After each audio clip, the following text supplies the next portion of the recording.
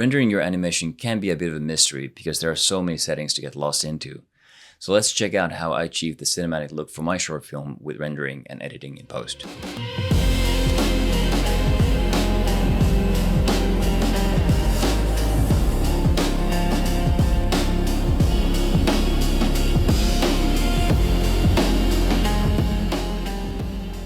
Welcome to Video and Visual.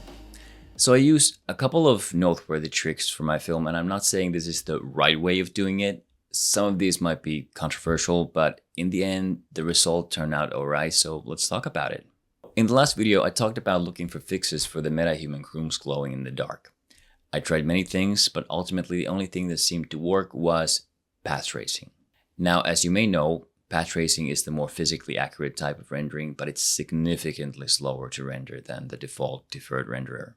So at first I considered just rendering the whole film with the path tracing, but it would have needed such a high sample count to produce a good image that it would have taken forever to render the whole 9-minute short film. That or my computer would have melted down. If you have a nice GPU, you might be able to do this, but for my humble RTX 3060, it wasn't gonna happen. So my workaround? I rendered 2 passes of each scene, one with the deferred renderer, another with the low sample path tracing and denoiser. Because of this, the path trace version looked very soft and blurry even, not great. But all the lighting looked good in that. The grooms looked softer, whereas the deferred one was very sharp and clear. So then I just blended the two together in post to get the best of both. And even if I was rendering 2 separate passes, it was still a lot faster than rendering that one super high quality path trace version. This technique also allowed me to emphasize whichever version worked best for any given scene. Like in some path trace scenes, the grooms, again, sort of ghosted and froze in the middle of the air all of a sudden. So in these shots, I could just mask out the glitched parts. Now, is this as clean of a workflow as I'd like it to be? No. I'd like to render out just one pass and have it be perfect without any of these gimmicks. But hey, maybe next time. Let's go over the rendering settings I use for the deferred renderer and the path tracer. First of all, make sure you have the Movie Render Queue plugin activated, then go to your render sequence and do the render settings. Now there are a lot of options here and everybody's got their own opinion of the best settings. I tried a bunch of different variations recommended here and there, and some of them worked, others didn't.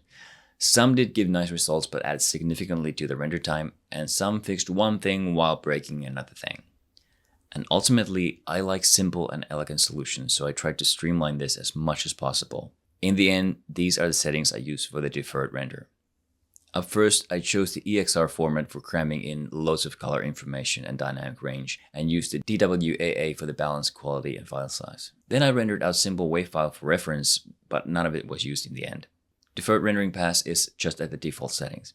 In anti-aliasing, the spatial was set at 1 and temporal at 16, and this was enough for this project, and the override is checked. At the bottom, I set the render and engine warm-ups at 128 frames. I used the ACES color space, so OCIO is enabled, and destination is set to ACES SG to again get the most color data out of the render. Console variables is usually where the option paralysis hits you, since there are so many settings you could put in here. As you can see, I tried a bunch of things here, but ultimately settled on just 3. Screen percentage at 125. Could have probably gone higher, but would result in a slower render. Hair strands depth of field and hair strands skylight integration. Now, if I'm honest, I can't really remember if this actually helped. I was just desperately trying to find solutions for the grooms behaving weirdly, and these might not really be necessary on newer versions of the engine anyway. But full disclosure, this is what I used. The game overrides are at default settings, just making sure everything is getting rendered at the highest quality. And finally, output, and here, another thing I did, which again can be a bit controversial, but as CG can seem unnaturally sharp when rendered out, sometimes a little bit of blur is added in post to make it a little softer and more natural. I did kind of the opposite. Instead of rendering out 4K image and then blurring it, I rendered out 1080 and just scaled it up. There is enough information there, it just gets a little softer, but it renders a whole lot faster. And these are the settings I use for the path tracing. Again, the same EXR sequence at the top, then the path tracer at default settings. Now, in the anti-aliasing, I set the spatial samples at 7 and temporal again at the 16. And when multiplied, it comes out to 112 samples total, and that is very low for path tracing, which means it's pretty noisy, and the denoiser then crushes most of the details to kill the noise and leaves us with a smudgy image, but that's okay, because we have a plan. The point is that it renders pretty fast and gives us more accurate lighting. The color output again is the same Asus color space, and console variables have only 4 more path tracing related settings, which just stop the actual lights in the scene from appearing in the render as bright spots, and the denoiser type is set to 1 or on. Next is, are the instance objects included in the render? And I honestly can't remember why I needed this here. You can probably leave it out. And the skin cache memory limit was to fix a crash that kept happening at some scene, if I recall. Again, very optional. And then the overrides and output are the same as in the deferred version.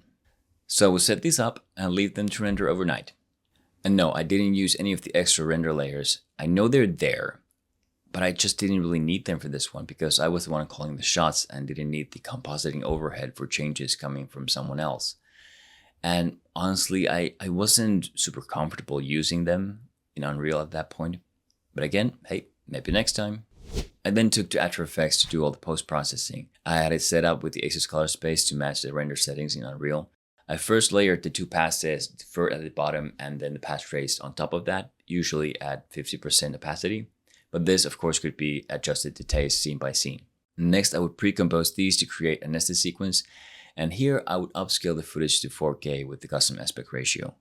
I also added a couple of effects to emulate film halation, which is what happens when light bounces back in film cameras and especially the red color gets emphasized in highlights. This is why film tends to have nicer skin tones than digital formats. This effect is very much a work in progress and I don't really like it. I kept dialing it back as I processed more and more scenes for this film.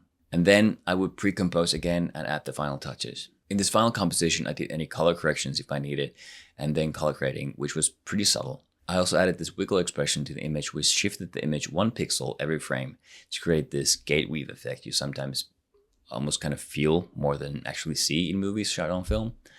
It gave it this subtle restlessness, like actual film reel passing through the camera, which I thought was cool. Then I added chromatic aberration, 2 levels of blurring, and vignette to the very edges of the frame to again simulate the real lenses as we talked about in the previous video. And finally, I overlaid this stock film grain layer as a cherry on top. This is the reason I didn't include any grain or other post effects from Unreal, because of this pipeline I had in mind. If the grain was baked in the render, it would have given away the upscale. So it was important to first do the upscale and then add the high resolution grain on top of it to sell the trick. Once your post process is done, just render out the scene either using Rec 709 or as RGB color spaces. Either will work fine for YouTube. I use QuickTime and DNX HQ 10-bit codec for a good balance of image quality and file size. Hey, I just want to say I really appreciate you subscribing. This is still a very small channel, but all the feedback so far has been so positive, so I thank you for that, and I'm really glad you're here. If you still haven't subscribed, please consider, because it's like the easiest thing you'll do all day. Subscribe and have a slice. Doesn't even rhyme now that I say it out loud. Then in Premiere Pro, I kept things very simple. I had one master sequence which contained all of the individual scenes as nested sequences. You don't have to do it this way. You can have all the shots in one single timeline if you like.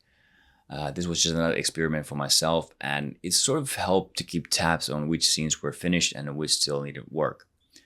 Normally you shoot first and edit later, but here I was doing both at the same time, so I thought this setup might help organize it better. It was easy to just open any one scene and drop in an updated shot and have it show up in the master timeline instead of having to find each individual shot in one big mess containing everything. So there we have it, a picture lock. Now it just needs the final touch of audio. So in the next episode, I'll walk you through how I did the dialogue, the sound effects, and the music. So stay tuned as we wrap up this production. I'll see you there.